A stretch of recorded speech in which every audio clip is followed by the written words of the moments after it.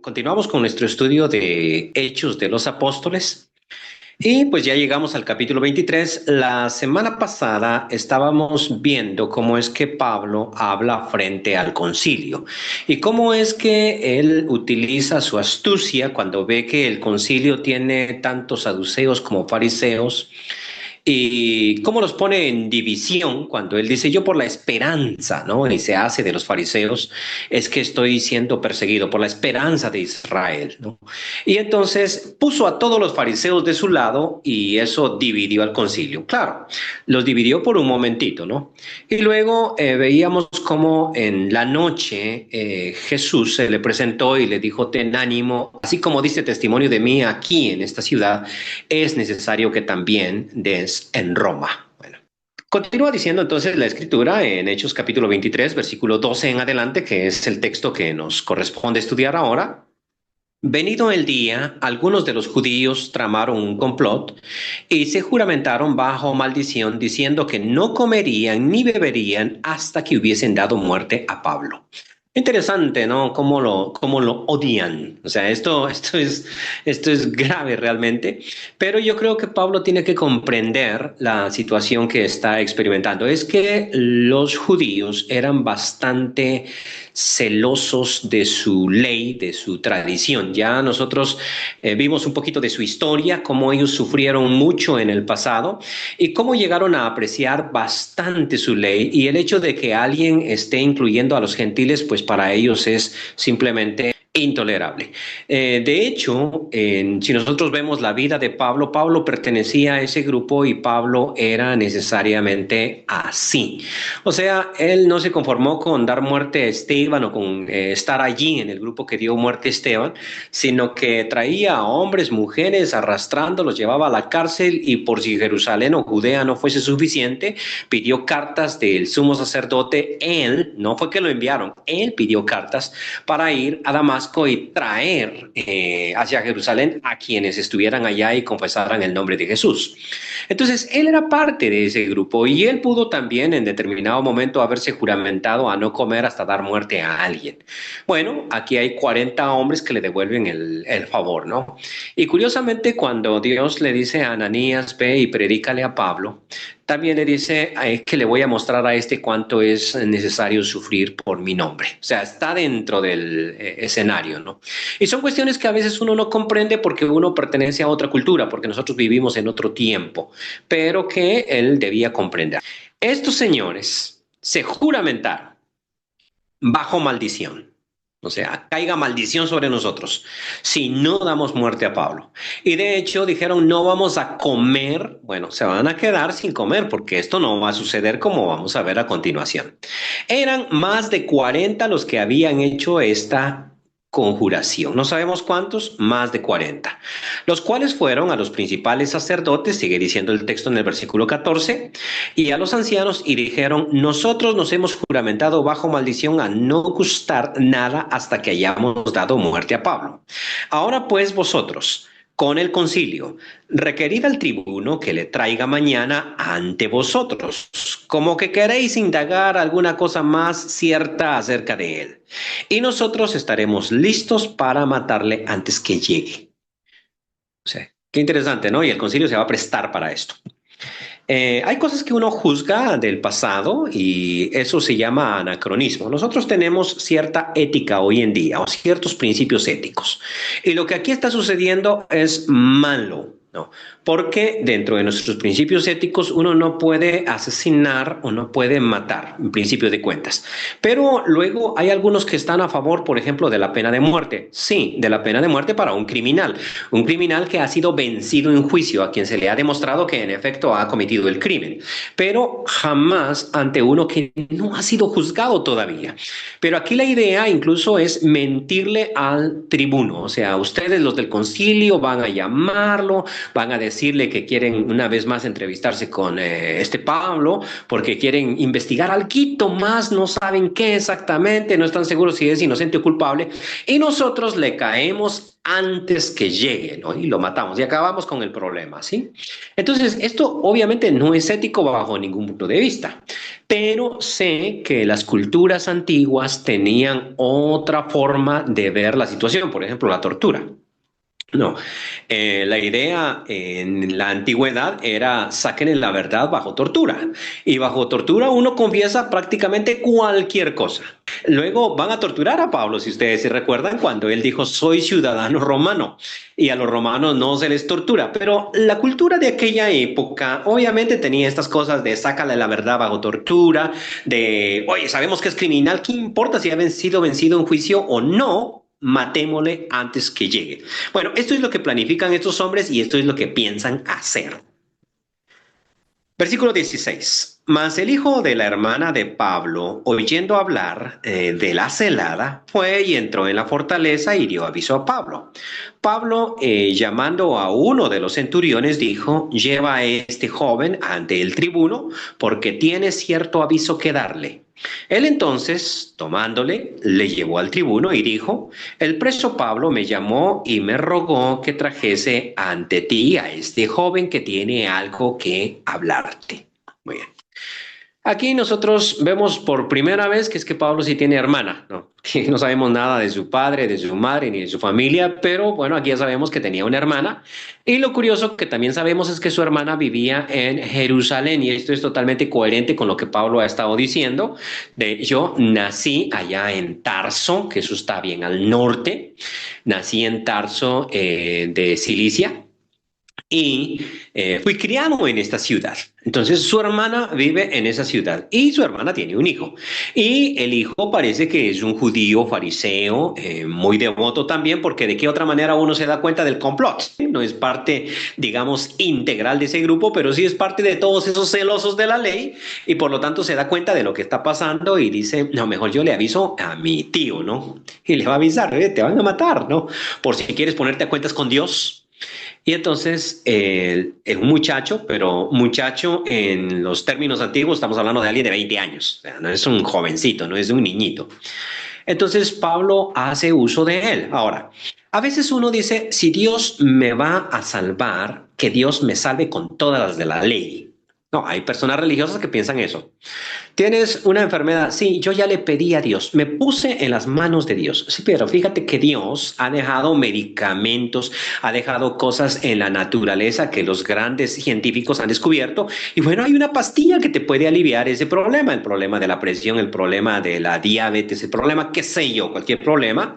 Pues listo, tómate el medicamento porque esa es la forma en que Dios te está ayudando. ¿Sí me explico? Se cuenta la historia, ¿no? Del náufrago que le decía al Señor, Señor, ayúdame, sálvame. Y entonces llegan unas personas en un helicóptero a tratar de salvarlo y él dijo, no, no, no, no, no, yo estoy esperando que Dios me venga a salvar. Llegaron en un barco y le tiraron un salvavidas, no, yo estoy esperando que Dios me venga a salvar. Y al final cuando se muere y llega allá con el Señor y le dice, Señor, yo estuve esperando que me fueras a salvar. El Señor le dice, bueno, es que yo te envié a mis siervos, los del helicóptero, los del barco, y tú nunca quisiste ser rescatado. Y esto pasa muchas veces. Entonces aquí Pablo sabe que él no va a morir. Él ya lo sabe porque el Señor le dijo, vas a dar testimonio de mí en Roma. Entonces él no se puede morir en esta situación. Sin embargo, cuando el muchacho llega y le cuenta el complot que hay contra él, de los más de 40 que se han juramentado para darle muerte, él no se pone rebelde y dice, no, no, no, no, no, es que aquí el Señor me va a salvar, sino entiende que el Señor lo está salvando por medio de este joven. Y entonces lo manda para allá con el tribuno. Bien, ahí nos habíamos quedado.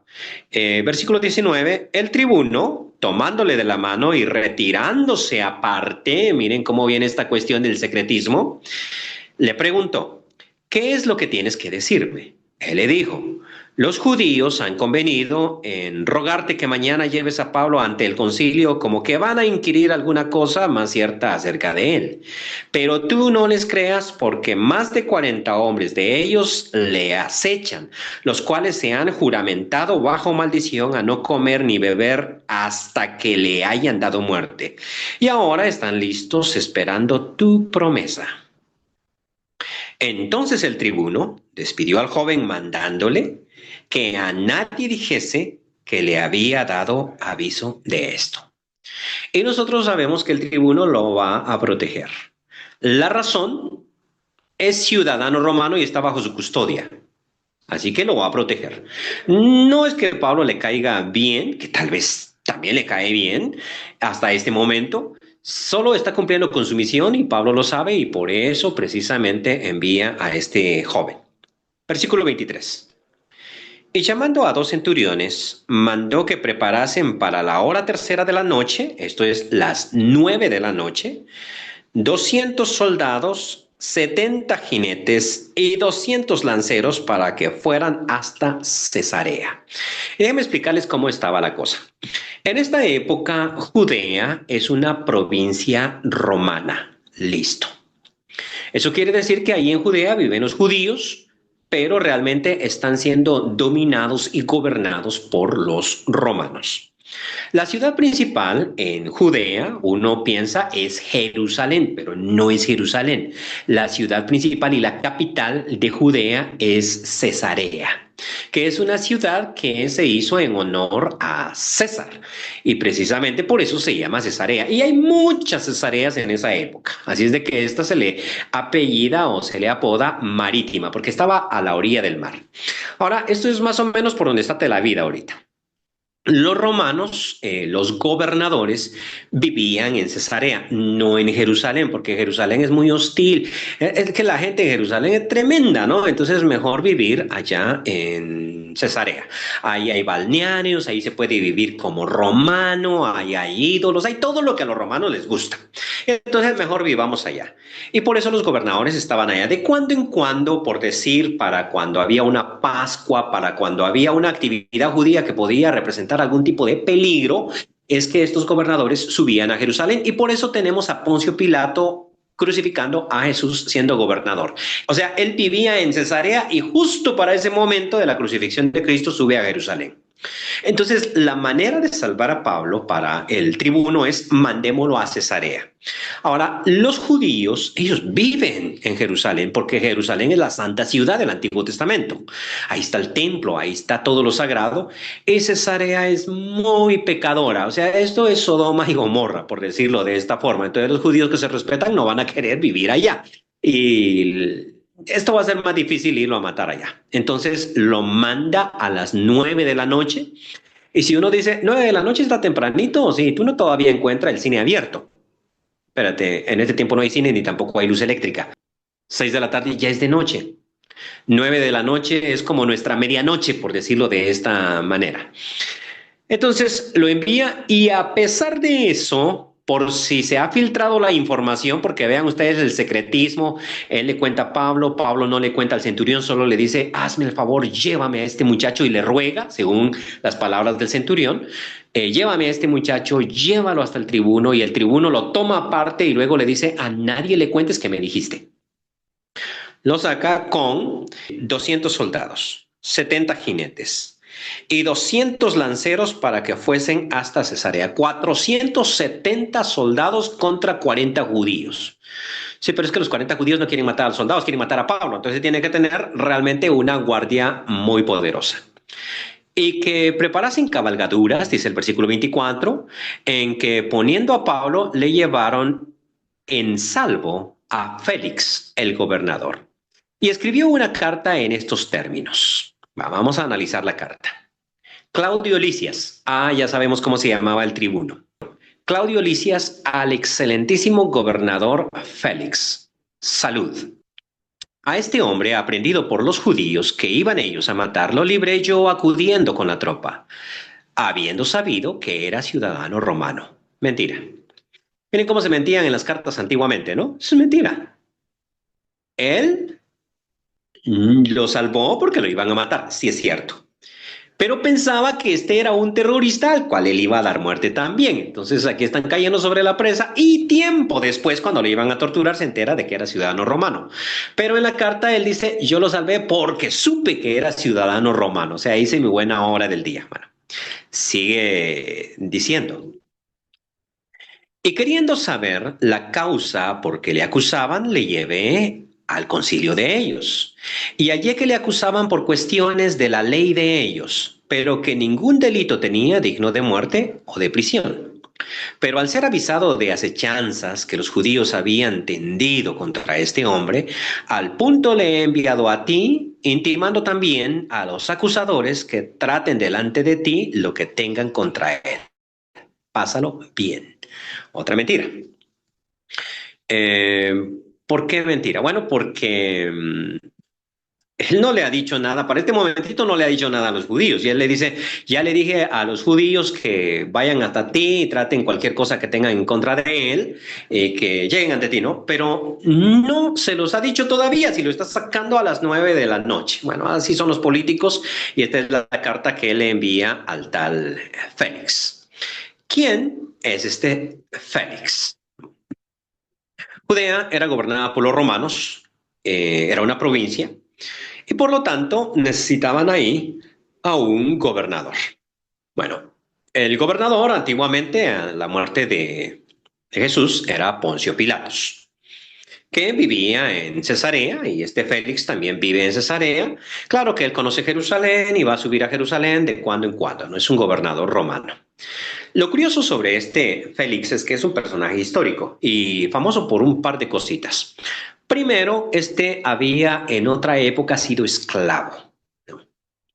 Y ahora es gobernador. O sea, en el mundo romano, un esclavo podía en determinado momento ser liberto, o sea, haber sido liberado de su esclavitud y ascender socialmente hasta convertirse en un gobernador superior a Claudio Lisias, que tampoco era romano de nacimiento, sino que había comprado su ciudadanía, pero que tenía entre su ejército a, qué sé yo, casi 6.000 hombres. Entonces el gobernador tiene más legiones todavía. Está en una posición de autoridad.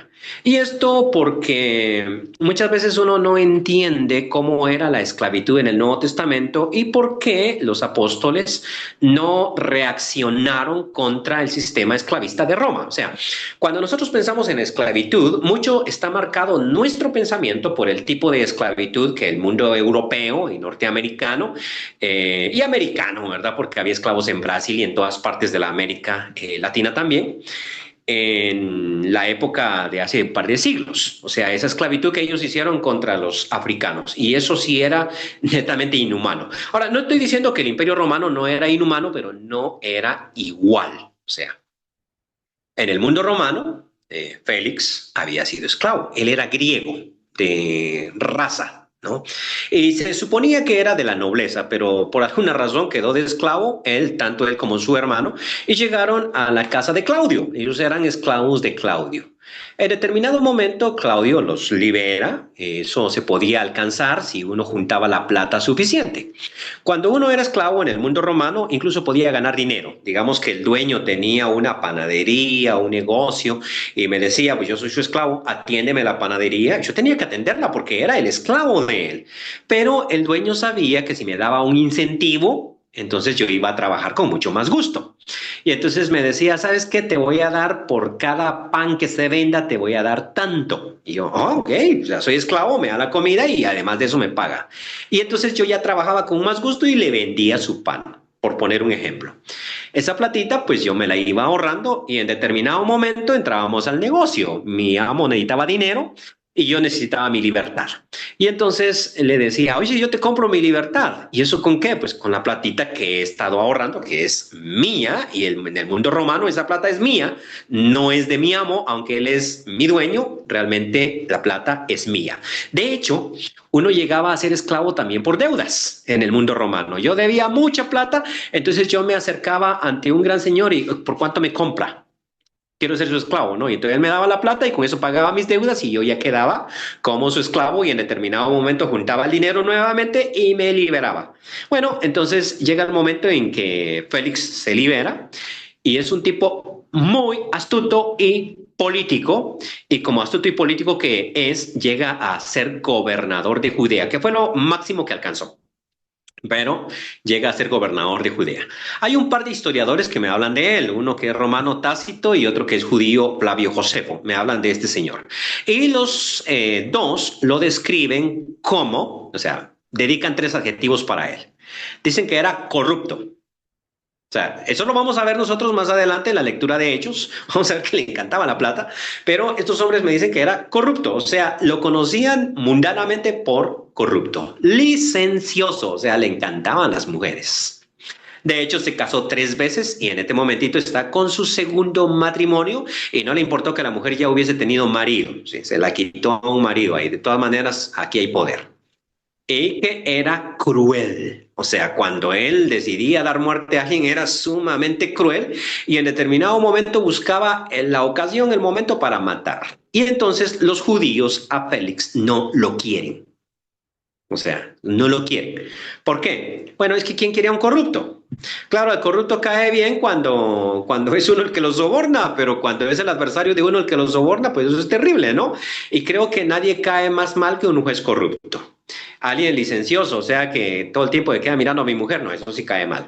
Y tercero, pues alguien cruel, no, yo cómo lo voy a querer. Entonces, no lo querían los judíos, era odiado. Bueno, ante este, pues llega Pablo. Así que no nos va a sorprender la actitud que él tiene. Dice, versículo 31. Y los soldados, tomando a Pablo, como se les ordenó, le llevaron de noche a Antipatris, que es una ciudad que queda en medio de Jerusalén y Cesarea. Y al día siguiente, dejando a los jinetes que fuesen con él, los 70 hombres, volvieron a la fortaleza. O sea, no van a caminar todo el recorrido, pero lo salvaron. Cuando aquellos llegaron a Cesarea y dieron la carta al gobernador, presentaron también a Pablo delante de él. Y el gobernador, leída la carta, preguntó de qué provincia era. Y habiendo entendido que era de Cilicia, le dijo, te oiré cuando vengan tus acusadores. Y mandó que le custodiasen en el pretorio de Herodes. Aquí tenemos a un típico político romano. Como sos, te trato. Como te veo, te trato. Pablo es ciudadano romano. Bien. Pero no tiene la plata que tienen los romanos. Él viste humilde. Él viste como un judío. Aparte de eso, es un hombre trabajador y sus manos están callosas por el uso de cuchillos y otras cosas que se necesitan para trabajar el cuero, ¿no? Porque él trabajaba con cueros. Listo. Así que no es una persona elegante y tampoco pues nació en una ciudad tan importante. De hecho, cuando Pablo menciona anteriormente ante el tribuno la ciudad de donde él ha nacido, dice, no es una ciudad insignificante. No es una ciudad insignificante, pero de que no era la gran metrópoli, pues tampoco. Y de que no venía de ese abolengo, pues tampoco. Entonces le dice, ¿sabes qué? No tengo ganas de escucharte, no voy a perder mi tiempo, allá te oiré cuando vengan tus acusadores. Y eso va a pasar en el capítulo 24. Seguimos leyendo. 5 días después, descendió el sumo sacerdote Ananías con algunos de los ancianos y un cierto orador llamado Tértulo, y comparecieron ante el gobernador contra Pablo. Y cuando éste fue llamado, Tértulo comenzó a acusarle diciendo, entonces baja solo el sumo sacerdote, unos cuantos ancianos, y van a hablar ante Félix. Pero aquí es bien interesante y este discurso de Tértulo es buenísimo cuando uno lo analiza bajo los parámetros de la retórica, porque este es un abogado. O sea, contratan a un hombre que no tiene nada que ver con las leyes ni nada, simplemente te contrato para que hagas el papel y acuses muy bien a Pablo ante Félix. Vamos lo que dice el Tértulo. Como debido a ti gozamos de gran paz, lo primero que hace él es empezar a halagar a Félix. Mentira, lo odiaban, no lo querían. De hecho, en este momentito lo están acusando, mediante una comisión lo están acusando allá en Roma. Así que no lo quieren. Aquí es puro cuento, pero esto es lo que hace el abogado. Como debido a ti gozamos de gran paz, gracias por haber matado a 400 el otro día, gracias por todos los que mandaste a matar. O sea, esta es la idea, ¿no? Y muchas cosas son bien gobernadas en el pueblo por tu prudencia. No, pues yo hubiera sido Félix y hubiera estado encantado con este tipo. O sea, me estás diciendo que yo proveo la paz y me estás diciendo que soy el tipo más prudente de este mundo, ¿no? Oh, excelentísimo Félix. Lo recibimos en todo tiempo y en todo lugar con toda gratitud. Pero por no molestarte más largamente, te ruego que nos oigas brevemente conforme a tu equidad. Qué interesante, ¿no? O sea, eres prudente, eres pacífico y tienes una equidad, ¿no? Listo. O sea, sí, este tipo le está halagando el oído y el discurso es fenomenal. Porque hemos hallado que este hombre es una plaga, promotor de sediciones entre todos los judíos por todo el mundo y cabecilla de la secta de los nazarenos. Intentó también profanar el templo y prendiéndole quisimos juzgarle conforme a nuestra ley, pero interviniendo el tribuno Licias con gran violencia lo quitó de nuestras manos, mandando a sus acusadores que viniesen a ti. Tú mismo, pues, al juzgarle podrás informarte de todas estas cosas de que le acusamos. Espérate. Por si no lo vimos, este sí es un discurso fenomenal. Primero le dice a Félix, mira, debido a ti tenemos paz. Por tu prudencia y por tu equidad tenemos paz. Pues esa paz se va a acabar por este tipo que está acá. Porque este es promotor de sediciones entre todos los judíos, cabecilla de la secta de los nazarenos. O sea, este tipo es un terrorista que va a hacer que tu mundo de paz colapse. O sea, si lo matas, te estás beneficiando a ti mismo. Esta es la idea, ¿no? Pero claro, creo que Félix está acostumbrado a escuchar ese tipo de personas todo el tiempo. O sea, eso no pensemos que no ha sucedido. Además de eso, vean cómo se ponen de inocentes. Nosotros, este tipo profanó el templo, nosotros lo agarramos y quisimos juzgarlo conforme a nuestras leyes. Aquí hay algo bien interesante, ¿sí? ¿Podían ellos juzgarlo conforme a sus leyes? La respuesta es sí, porque los romanos eran sumamente pragmáticos. A ellos lo que les interesaba los impuestos, dominar. Así que a cada nación le dejaban a sus propios dioses. O sea, ustedes quieren sus dioses, ahí no hay problema, ¿no? Con tal y adoren a algún dios romano, nosotros a ustedes los dejamos tranquilos. Problema con los judíos porque los judíos no pueden adorar a otro dios que no sea su dios. Pero llegaron a un acuerdo. ¿Y cuál es el acuerdo? Mira, todos los días vamos a hacer un sacrificio en honor a César. Ok, o sea, no van a adorar a César. No podemos adorar a otro Dios. Pero sí podemos pedirle a nuestro Dios que bendiga al tuyo. Qué bonito, ¿no? Y entonces todos los días se rendía una oración, un sacrificio a César. Y por eso es que los romanos a todos los pueblos les exigían la adoración al emperador romano, excepto a los judíos. Estamos claros con eso, ¿no? Bien, aparte de eso, los romanos eran prácticos. Ustedes están acostumbrados a su ley, ¿sí? Bueno, a nosotros no nos interesa. Se cumple el derecho romano en todo el imperio romano, pero dejamos que ustedes juzguen de acuerdo a sus tradiciones, de acuerdo a sus leyes. No más no me maltraten a un ciudadano romano, no más no se les pase la mano, pero ustedes júzguenlos, ¿no? Y esto es sumamente práctico porque los pueblos están acostumbrados a sus tradiciones, a sus leyes, a su cosmovisión, y los grandes imperios como el Imperio Romano, pues ellos no quieren cambiar estas cosas. ¿Para qué nos vamos nosotros a tener, vamos a tener un dolor de cabeza? Y esto fue lo que Antíoco Epífanes no entendió, ¿no? Los judíos habían sido dominados por los babilonios. Los babilonios colapsaron, los persas los conquistaron.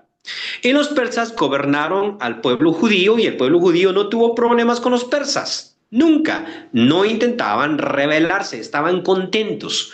Los griegos conquistaron a los persas y ahora sí tenemos un problema porque los griegos sí querían que todo mundo se hiciera griego. Eso se llamó la helenización en esa época.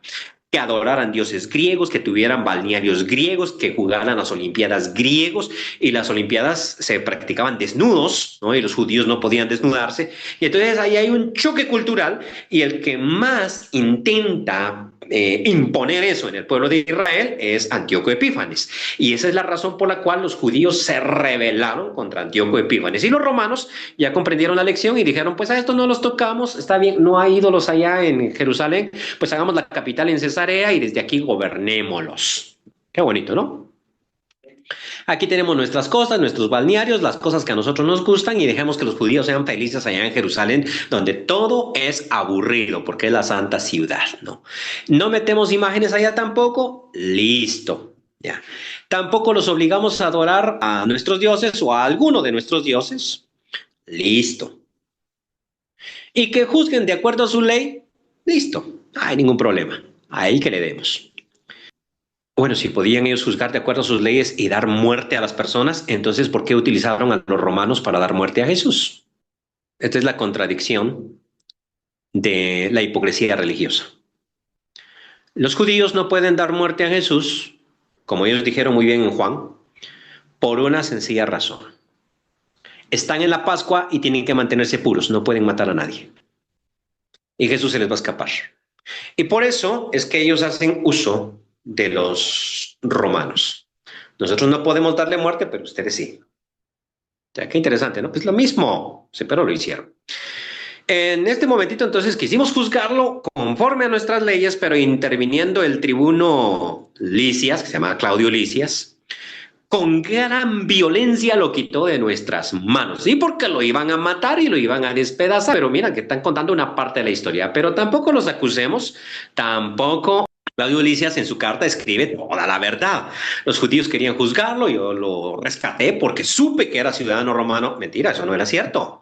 Tú no lo sabías todavía, ¿no? Y luego les dije que si querían algo, pues ante ti. Tampoco es cierto, no se los había dicho. Se los digo, pero al día siguiente, ya cuando Pablo estaba de camino, ya cuando no lo podían alcanzar, porque sabía del complot.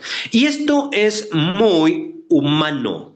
O sea, a veces uno le pone mucho problema, pero es muy humano. Los que trabajamos en consejería sabemos que no podemos escuchar a una persona nada más, porque viene el marido y nos cuenta un montón de cosas de su mujer, ajá, y luego viene la mujer y cuenta un montón de cosas del marido y uno dice, aquí me mintieron. Sí, los dos te están mintiendo, o mejor dicho, los dos te están contando su verdad, porque existe mi verdad, tu verdad, y existe la verdad que está en medio de todo lo que yo escucho, y por eso es que uno tiene que escuchar todas las partes. Y esto es sabiduría, sí, esto es punto aparte, esto es un paréntesis. Muchas veces a uno le hablan mal de cierta persona o le hablan cosas de alguien. Listo. No hay que ponerle atención. Hay que escuchar a la persona. O sea, que me dijeron tal cosa. Escucha. Que tú dijiste de mí. Bueno, mejor pregúntale qué es lo que andas diciendo de mí. ¿No? Porque la verdad está detrás del testimonio. Aquí este Tértulo es un orador y él está tratando de que se acuse a Pablo. Y sabe una cosa que nosotros también sabemos. Pablo no va a negar su discipulado. Pablo no va a negar pertenecer al camino. No va a negar ser miembro y seguidor de Jesucristo. No lo va a negar. Por eso es que dice, si quieres, interrógalo y te vas a dar cuenta de todo lo que nosotros decimos. Tenemos el discurso de Pablo. Los judíos confirmaron ser así todo, habiendo hecho señal el gobernador a Pablo para que hablase, este respondió. Y eso lo veremos la próxima semana. ¿Cuál es la respuesta de Pablo? ¿Cómo es que él se defiende? Porque, óyeme, si Tértulo es un tremendo orador que acaba de dar un discurso que tiene 3 partes interesantes, ¿no? 3 partes interesantes. Primero, tú eres lo máximo, pero tu gobierno de maravilla está por colapsar por culpa de este señor y toda la acusación que viene contra él. Y la tercera, es más, ¿yo para qué te sigo hablando? Mejor interrógalo tú mismo para que te des cuenta de la verdad.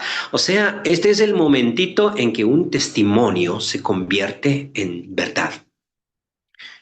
¿Para qué le preguntamos a Pablo? Si tú me dijiste que le puedo preguntar, entonces yo ¿para qué le pregunto? O sea, confío plenamente en ti, porque me dijiste, interrógalo tú mismo y te vas a enterar de todo lo que estoy diciendo. Ahora Pablo se va a defender. y va a hacerlo muy bien también. Bien, esto es todo por hoy. Que el Señor los bendiga.